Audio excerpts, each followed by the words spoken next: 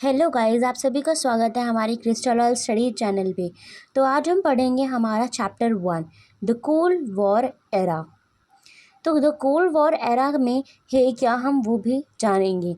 सबसे पहले हम लोग अपना टॉपिक कवर कर लेते हैं कि इसमें टॉपिक मेनली है क्या। तो गाइस, जो सबसे पहला टॉपिक है वो है हमारा क्यूबन मिसाइल क्राइसिस, जिसके बारे में हम अभी आगे जानेंगे। Second one is what is cold war. तो कोल्ड वॉर था क्या, हम इसको भी पढ़ेंगे। And the third one is the emergence of two power blocs, जो कि हमारा यूएस एंड यूएसएसआर, जो कि हमारा वेस्ट यूरोप और ईस्ट यूरोप में जाके अभी डिवाइड होगा हमारा यूरोप, राइट। उसके बारे में हम जानेंगे कि कैसे, कब और क्यों होता है। Next topic is arena of the cold war. तो ऐसा क्या प्लेस था, ऐसी क्या जगहें थी जहाँ जहाँ हमारा कोल्ड वॉर हुआ था, हम वो भी जानेंगे। Challenges to bipolarity. गाइस, जो हमारा नेक्स्ट टॉपिक है न्यू इंटरनेशनल इकोनॉमिक ऑर्डर। तो ये हमारा सीबीएसई ने डिलीट कर दिया है, इसके बारे में हम यहाँ पे नहीं पढ़ेंगे।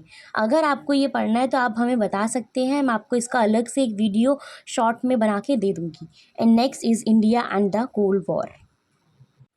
तो यहीं से बात आती है हमारी क्यूबन मिसाइल क्राइसिस की। तो क्यूबन मिसाइल क्राइसिस जो है वो है क्या। तो इस वर्ड में आपको दिखता है एक वर्ड है क्यूबा। क्यूबा एक कंट्री है जो कि चारों तरफ पानी से घिरी हुई थी। उसके पास एक ऐसी कंट्री है जो कि उसे कैप्चर करना चाहती थी। क्यों? क्योंकि क्यूबा एक बहुत छोटी सी कंट्री है जो कि यूएस से आराम से उसे कैप्चर कर सकती है। एंड क्यूबा के आसपास कोई और कंट्री से ज़्यादा, बहुत ज़्यादा पास यूएस से ही थी। यूएस से इससे बहुत ज़्यादा पास थी, तो वो उसे आराम से कैप्चर कर सकती थी। तो ये बात आती है हमारी अप्रैल 1961 की। तो इसमें क्या होता है, जो यूएसएसआर होता है वो वरीड हो जाता है यूएसए पे कि वो क्या कर लेगा, इन्वेड कर लेगा किसको, क्यूबा को। और जो प्रेसिडेंट है क्यूबा के, फिडेल कास्त्रो, उन्हें हटा देगा, ओवरथ्रो कर देगा। क्यों? अब यूएसएसआर को इस बात का डर क्यों था भाई? क्यों? क्योंकि क्यूबा जो है वो उसका अलाय है, वो उसका फ्रेंड है। तो यही चाहेगा क्यूबा को कोई प्रॉब्लम ना हो। तो फिर क्या होता है कि क्यूबा जब उसका फ्रेंड है तो उसको दिक्कत हो रही होगी, राइट। तो यूएसएसआर का उस टाइम प्रेसिडेंट कौन होता है? निकिता खुश्चेव। तो क्या होता है, इसको इसलिए समस्या हो रही होती है क्योंकि क्यूबा को यूएसएसआर डिप्लोमेटिक और फिनेंशियली हेल्प करता था। देयरफॉर तो यूएसएसआर ने क्या करा, क्यूबा को कन्वर्ट करना चाहा किसमें? एक रशियन बेस में। कि वो एक रशियन बेस में जब कन्वर्ट हो जाएगा तो यूएसए उसका कुछ नहीं कर पाएगा, राइट। तो ये 1962 की बात आती है जब न्यूक्लियर मिसाइल क्यूबा में फिट कर दिया जाता है। उसे वहाँ पे कौन कर देता है फिट? यूएसएसआर। क्यूबा में न्यूक्लियर मिसाइल को रख दिया जाता है। तो इस बात से अब यूएसए को क्या समस्या होती है, उसका क्या रिजल्ट आता है, हम वो जानेंगे। यूएसए को इस टाइम बहुत ज़्यादा डेंजरस थ्रेट हो जाता है, जिसकी वजह से यूएसए डर जाता है। क्योंकि बेसिकली उसको बहुत बाद में जाके पता चलता है कि क्यूबा में न्यूक्लियर मिसाइल को टुक प्लेस कर दिया गया है। तो गाइस, जो यूएसए को डर लग जाता है, क्यों? क्योंकि वो तैयार नहीं होता है किसी भी लड़ाई के लिए, किसी भी वॉर के लिए। तो यूएसए को ये बात पता कब चलती है? 3 वीक्स में पता चलती है। 3 वीक्स के बाद की यूएसएसआर ने क्यूबा में जाके एक न्यूक्लियर मिसाइल को डिप्लेस कर दिया है। उस टाइम यूएसए का प्रेसिडेंट कौन था? जॉन एफ नेडी, ठीक है। What did US do? अब यूएस क्या करेगा इस चीज़ को लेकर? अब जब ये बात पता चल गई है तो यूएस क्या करता? उसने चाहा कि कोई वॉर ना हो, कोई भी वॉर ना हो। तो इसके लिए इसने अपना शिप वगैरह यूएसएसआर में पहुंचवाया और वहां जाके ये बात बताने की कोशिश करी कि हमारा वॉर करके कोई फ़ायदा नहीं होगा। तो इससे क्या पता चलता है कि इसका रिजल्ट क्या आया, हमारे वर्ल्ड पे आया था कि नर्वस हो चुका था। और इस होल सिनेरियो को कहा गया था क्यूबन मिसाइल क्राइसिस, जहाँ पे कोई वॉर नहीं हुआ, सिर्फ बातों से ही बात वहाँ पे जाके संभल गई, कोई लड़ाई नहीं हुई, राइट। मतलब कि हॉट वॉर हुआ ही नहीं, सिर्फ कोल्ड वॉर ही हुआ, राइट। अब इससे हम ये जानेंगे कि what is the cold war. Cold war है क्या बेसिकली? जहाँ पे वॉर क्या होता है बेसिकली, जहाँ पे टू पावर्स, टू कंट्रीज या टू स्टेट्स आर्म या वेपन या बॉम्ब को लेकर लड़ाई हो रही हो, मतलब कि जहाँ पे बम फेंके जाएं, जहाँ पे जैसा मूवी में आपने देखा हुआ लड़ाइयाँ होती हैं उस तरह का अगर हो रहा है तो वो वॉर होता है, वो एक हॉट वॉर कहलाता है। कोल्ड वॉर क्या होता है, जब बातों से ही हर चीज़ संभल जाए, लड़ाई पे ही बात ना आए। तो कोल्ड वॉर में बेसिकली हुआ क्या था, कंपटीशन हाई हो गया था, टेंशन हो गई थी, कन्फ्लिक्ट था, कॉन्फ्रंट्रेशन था और नो वॉर, वॉर नहीं हुआ था यूएस एंड यूएसएसआर के बीच में, कोई वॉर हुआ ही नहीं उस टाइम। अब ये बात ये भी आती है कि ऐसा क्यों हो रहा था। ये बात ये थी कि वहाँ पे एक आइडियोलॉजिकल कन्फ्लिक्ट आ गया था यूएसए और यूएसएसआर के बीच में। तो हम लोगों की फ्रेंडशिप किसके साथ होती है, जिससे हमारे आइडियाज़ मिलते हैं, राइट। हमारे दोस्त कौन होते हैं, जिनसे हमारे आइडियाज़ मैच करते हैं, वही हमारे भी दोस्त होते हैं। तो अब यूएस और यूएसएसआर के यहाँ तो आइडियाज़ मैच होते ही नहीं थे। कैसे, अब यूएस भाई लिबरल डेमोक्रेसी है उसके पास, और यूएसएसआर चाहता था कि सोशलिज्म आए।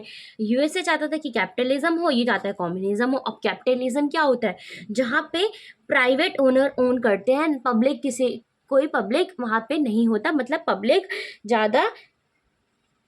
पब्लिक के पास ज़्यादा पावर नहीं होती है, सब कुछ प्राइवेटली होता है, जहाँ पे स्टेट, जहाँ पे गवर्नमेंट का कोई रोल ज़्यादा नहीं होता। लेकिन अब यूएसएसआर क्या था, यूएसएसआर में आता था कि स्टेट या फिर इंडिविजुअल के पास ज़्यादा पावर आए, ये चाहता था कि जो कुछ भी हो पब्लिकली हो, कम्युनिटी एज अ होल को लेकर चले। तो व्हेन डिड इट स्टार्ट, तो अब बात आती है कि कोल्ड वॉर स्टार्ट कैसे हुआ। कोल्ड वॉर जब स्टार्ट हुआ था, जब वर्ल्ड वॉर टू एंड हुआ था। WW2 का मतलब है वर्ल्ड वॉर टू। तो वर्ल्ड वॉर टू एंड कब हुआ था हमारा, वर्ल्ड वॉर टू एंड हुआ था 1945 में।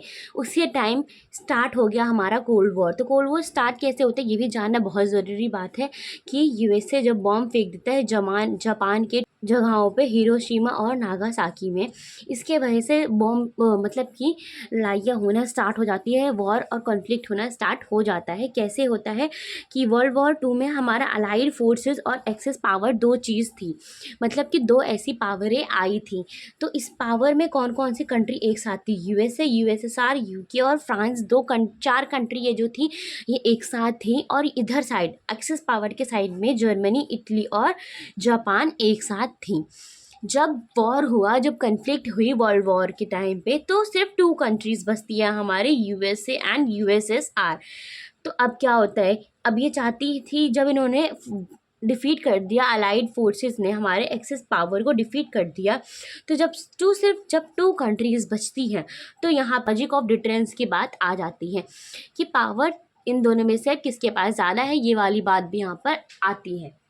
तो लॉजिक ऑफ डिफरेंस में बात हुई क्या कि both side have a nuclear power, इन दोनों के पास, यूएस और यूएसएसआर दोनों के पास पावर तो है, दोनों के पास बहुत ज़्यादा पावर है। और अगर वॉर होता भी है तो यहाँ पे कोई विनर नहीं होगा, सिर्फ और सिर्फ लॉस होगा, इस बात का उन लोगों को अंदाज़ा था।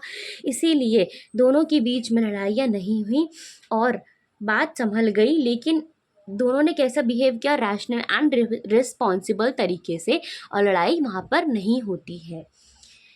लेकिन लड़ाई करने का भी यहाँ पर कोई मतलब नहीं होता है, यूएस और यूएसएसआर को वॉर करने का कोई मतलब होता ही नहीं है, क्योंकि सिर्फ और सिर्फ लॉस होगा वहाँ पे, उनका कोई विनर वहाँ पे नहीं कहलाएगा। अब हम आगे बात करते हैं हमारे इमेजेंस ऑफ टू पावर ब्लॉक्स की। इमेजेंस ऑफ टू पावर ब्लॉक्स में हमारा है क्या, राइट। तो इमेजेंस ऑफ टू पावर ब्लॉक में आती है बात, यूएसए और यूएसएसआर होते हैं जो कि चाहते हैं कि अपनी टेरिटरी को ज़्यादा से ज़्यादा एक्सपेंड कर सके, अपना एरिया कैप्चर्ड कर सकें। तो यूरोप अब यहाँ पर डिवाइड होता है हमारा वेस्टर्न अलायंस और ईस्टर्न अलायंस में। तो वेस्टर्न अलायंस में हमारा यूएसए है, क्योंकि यूरोप के वेस्ट साइड में यूरोप है, मतलब कि यूएसए है, और ईस्टर्न साइड पे यूएसएसआर है, जिसकी वजह से यूएसएसआर ईस्टर्न अलायंस कहलाया और वेस्टर्न अलायंस यूएसए कहलाया। तो अब यहाँ पे बात क्या आती है, अब दो अलायंस के बीच में कुछ ट्रीटीज साइन होती है। तो वो वेस्टर्न अलायंस में क्या ट्रीटी थी, नाटो एक ट्रीटी आई थी, नॉर्थ अटलांटिक ट्रीटी ऑर्गेनाइजेशन, जो कि अप्रैल में 1949 में लागू हुई थी, आई थी, जहाँ पे 12 कंट्रीज़ एक साथ थी। एक को भी अगर कोई एक के साथ अगर लड़ाई होती थी तो इनके कहने का मतलब ये था कि तुमने हम सब पे हमला किया है। और वेस्टर्न अलायंस पे थी वार्सो पैक्ट जो कि 1955 में आई थी, जो कि काउंटर करती थी किसको, नाटो को। अब नाटो की जो अलायंस सिस्टम था वो अलायंस सिस्टम था जहाँ पे 2 ट्रिटीज़ आई थी, सीटो और CENTO. South East Asian treaty आई थी और सेंटो में सेंट्रल ट्रिटी ऑर्गेनाइजेशन आई थी। जबकि वेस्टर्न अलायंस के साइड में क्या था, मिलिट्री सिस्टम था जो कि कैप्चर करना चाहता था ईस्टर्न यूरोप को, पूरा का पूरा यूरोप को ही ये कैप्चर करना चाहता था। अब बात आती है कि स्मॉल कंट्रीज़ को क्या मिलता था बिग कंट्रीज से, और बिग कंट्रीज को स्मॉल कंट्रीज से क्या बेनिफिट होता था। यहाँ पे बात आती है तुम्हारी बेनिफिट की, राइट। बेनिफिट क्या होता है इन लोगों को एक दूसरों से। तो जो स्मॉल कंट्रीज थी उन्हें बिग कंट्रीज उन्हें क्या देती थी, उन्हें उनका पर्पस देती थी जीने का, प्रोटेक्शन देती थी, वेपन्स प्रोवाइड करवाती थी, इकोनॉमिक हेल्प करती थी और लोकल राइवलरीज से भी बचवाती थी। अगर जैसे कि कहीं लड़ाई हो रही होती थी तो जो बिग कंट्रीज़ होती थी वो आके इन्हें बचाया करती थी और इन्हें एक्सेस प्रोवाइड कराती थी, इन्हें प्रोटेक्शंस देती थी। अब भाई बात आती है कि बिग कंट्रीज़ को स्मॉल कंट्रीज से क्या बेनिफिट हो सकता है। स्मॉल कंट्रीज़ तो इन्हें वेपन दे नहीं सकती, इन्हें प्रोटेक्शन कर नहीं सकती, तो इन्हें होता क्या था बेनिफिट, राइट। इन्हें क्या होता था, ये एक्सेस प्रोवाइड करती थी, ये वाइटल रिसोर्सेज देती थी जैसे कि ऑयल, मिनरल्स, ये तो इन्हें हेल्प कर सकती है, राइट। और टेरिटरी, अपनी टेरिटरी में जगह देती थी ताकि ये लोग न्यूक्लियर वेपन्स, न्यूक्लियर मिसाइल्स को टुक प्लेस कर सकें, वहाँ पर आके अपने लोगों को बैठवा सकें। उन्हें स्पाई लोकेशन जैसी जगहें देती थी, इकोनॉमिक सपोर्ट भी कर दिया करती थी और आइडियोलॉजिकल रीजंस तो था ही दोनों का एक साथ आने का। बात आती है arena of the cold war.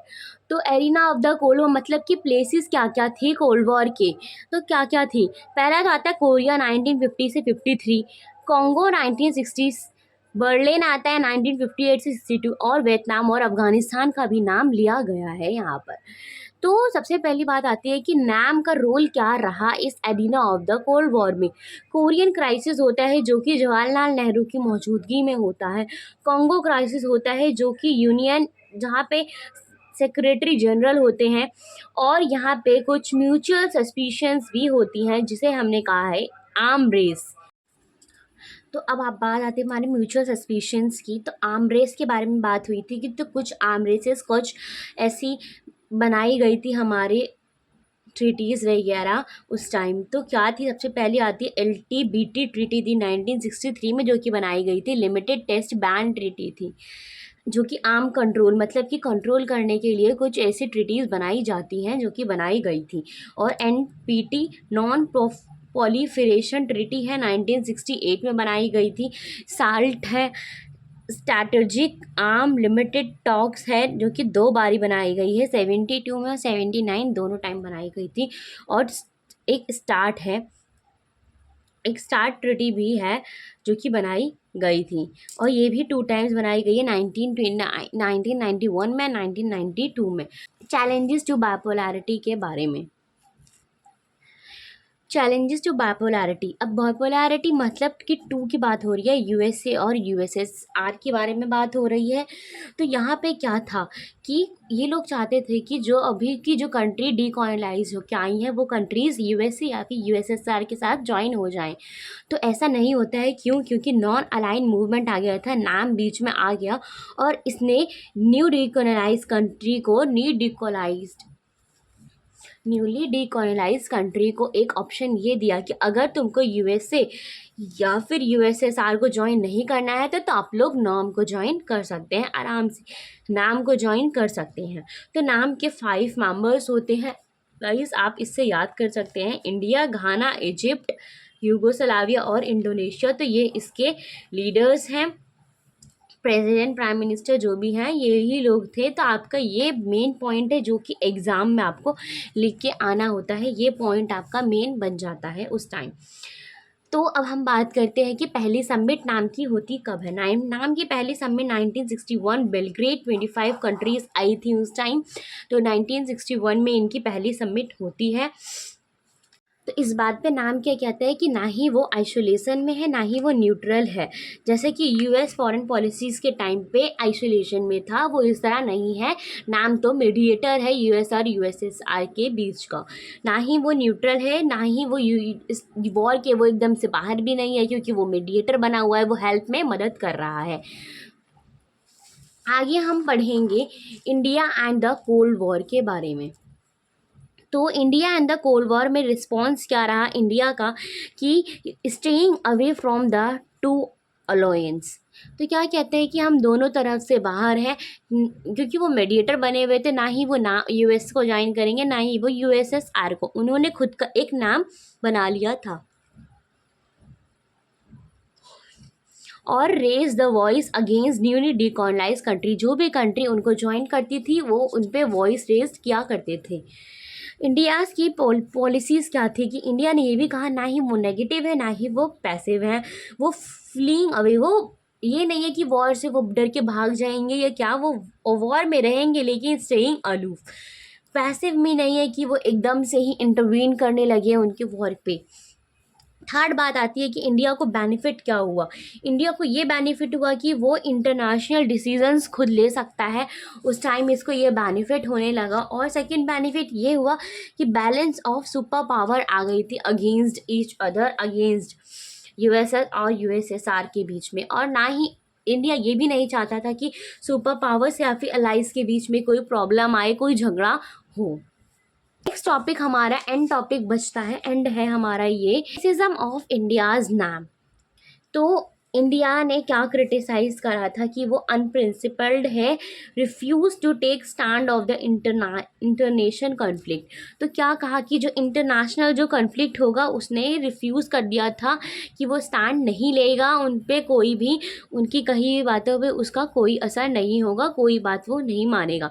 And the second one is inconsistent and contradictory भी था। क्यों? क्योंकि जो बात वो कहता है वो तो वो करता ही नहीं है। क्यों? कैसे? क्योंकि उसने ट्रीटी ऑफ फ्रेंडशिप ज्वाइन कर ली थी अगस्त 1971 में। कितने सालों के लिए? 20 सालों के लिए। और इसके वजह से जब उसने ट्रीटी ऑफ फ्रेंडशिप ज्वाइन करी, इसका मतलब कि यूएसएसआर के साथ वो कहीं ना कहीं लिंक्ड अप, ज्वाइंड अप हो गया है। और क्यों? उसने ये भी कहा, इंडिया ने, नाम ने ये भी कहा कि हम तुम्हारा इसलिए हेल्प कर रहे हैं क्योंकि बांग्लादेश क्राइसिस के लिए हम लोग तुम्हारी हेल्प कर रहे हैं। तो गाइस, टॉपिक हमारा चैप्टर ये यहीं पे ख़त्म होता है। एंड आपको इससे रिलेटेड जो भी आपको इम्पोर्टेंट क्वेश्चन चाहिए या फिर प्रीवियस ईयर क्वेश्चंस चाहिए या फिर टेस्ट सीरीज़ चाहिए, तो आप लोग हमें बता सकते हैं। हम लोग आपको प्रोवाइड करेंगे टेस्ट सीरीज़, प्रीवियस ईयर या फिर important questions. And next video में हम आपके लिए क्या लाएंगे?